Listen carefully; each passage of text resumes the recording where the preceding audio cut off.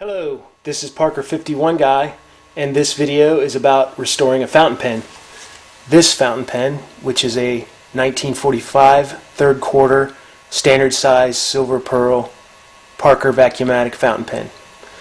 The first step in order to do this restoration will be dealing with the nib end of the pen, and specifically this part, which is the section. It's inserted into the barrel and tightened in with threads, and these threads have to be loosened up in order to take this part out for further repair later. This part is going to be warmed up because they use an adhesive-like material. It's a rosin-based material that, when heat's applied, will soften up, and then you can unscrew that out of the barrel of the pen. I'm going to heat this up with my girlfriend's donated hairdryer, and that will allow me to ease this out without damaging the barrel. When I use the hairdryer, I'm careful about where I place the pen in the stream of the air coming out of it. I've checked with the thermometer, and the distance away from the nozzle of the hairdryer that I get about 150-degree air temp is where I want to put the pen in the airstream. Let me set up the hairdryer so that you can see what I'm talking about, and we'll go further into this refurbishment. Now I have my heat source, the hairdryer, positioned, propped it up with a piece of rubber water hose from an automotive supply store, which has a lot of uses in pen repair, and we'll see that later on. But for the time being, I'm going to talk about using that airstream to warm up this barrel. You can see the gap there. That's where I get probably the middle ground heat transfer. I would probably back it off a little further because this pen's barrel is celluloid, and I don't want to heat it up too fast and damage the celluloid, which is an early form of attempt at making plastic. Closer in, you could bring it in and out from the heat source, and that would keep it from getting too hot too fast. But when you do this, you really have to pay attention. You can't let yourself get distracted, and you also have to keep the pen moving, either turning the barrel and moving it back and forth, or both preferably.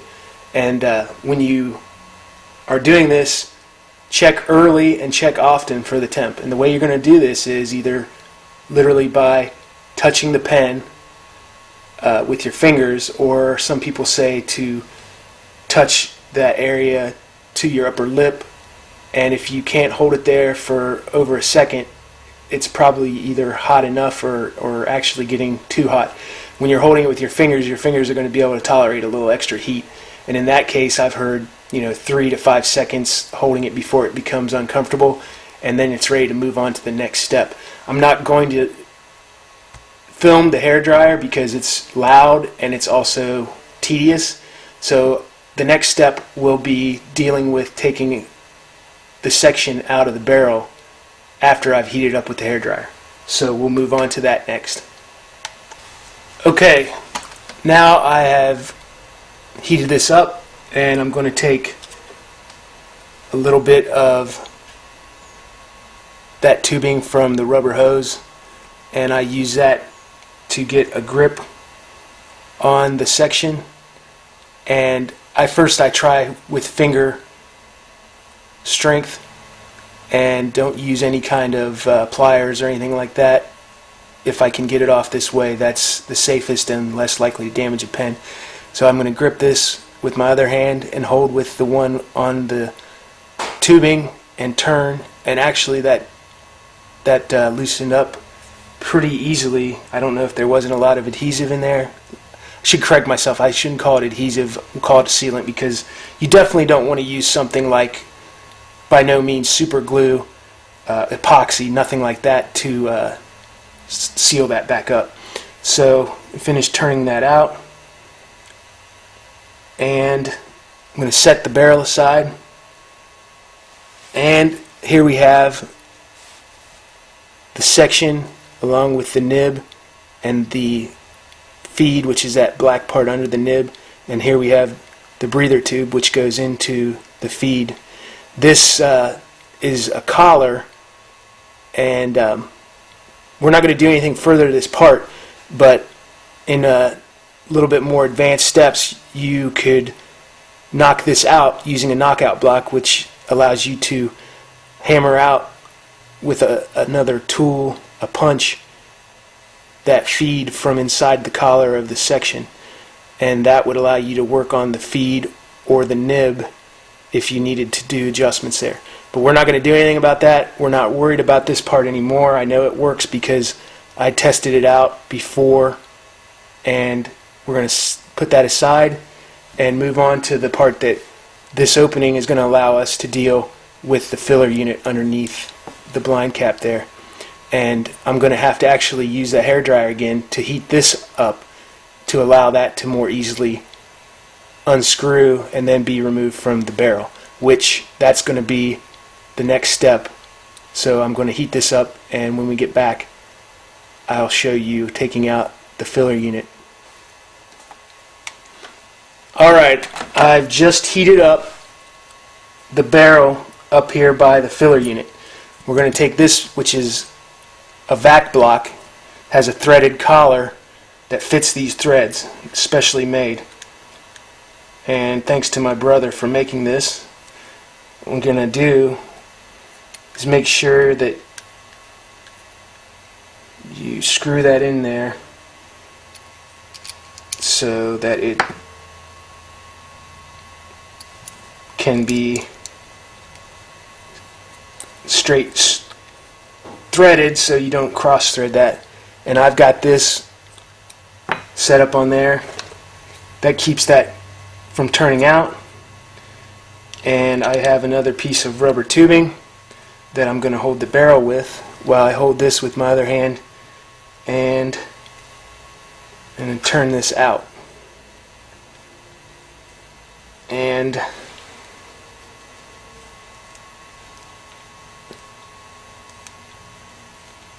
it's coming out.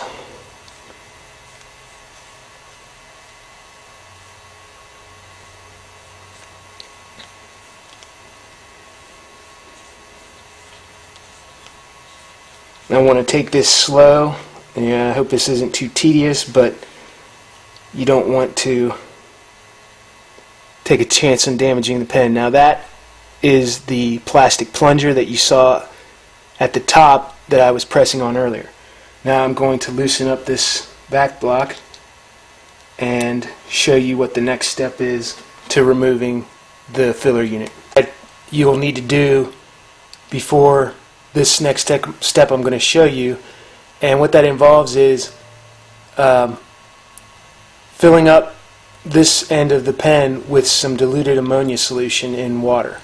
You want to use clear ammonia, non-sudsing, this kind that doesn't have any other soaps added to it, and you're going to dilute that 1 part in 10 of water. And you can fill this up with either an eyedropper, or I use a blunted syringe and just fill that in there and then leave it to soak, preferably overnight, with this end down in a cup or some other stand to keep it from falling over and spilling out the water. And that way that's going to soften up the remaining rubber in here and hopefully make it easier to do the next step, which I'm going to show you, which is going to be pushing that out with this tool, which this is metal, so I'm going to be careful inserting in the barrel. You don't want to scratch the inside of the barrel and cause any damage. And when you do this, you're going to want to be both pulling, holding on to that plunger, but not with excessive force or quickly, while you're easily pushing this metal piece and